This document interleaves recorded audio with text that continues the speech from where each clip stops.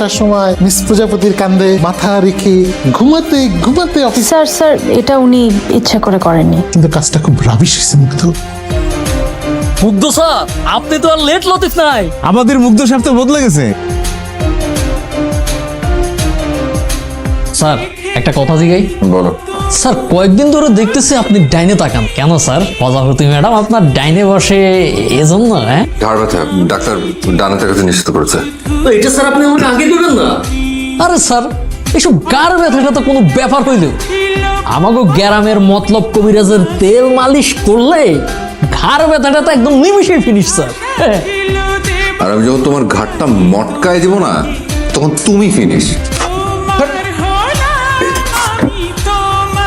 Sorry sorry sorry, আমি আসলে প্রজাপতি ম্যাডামকে দেখলেই মুগ্ধ স্যার কেমন আলাদা হয়ে যায়।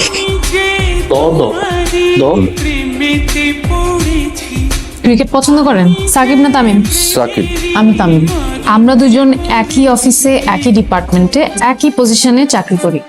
আমাদের দুজনের যদি সাকিব তামিমের মতো একটা বিগ পার্টনারশিপ থাকে তাহলে কিন্তু বেশ ভালো হয়, তাই না?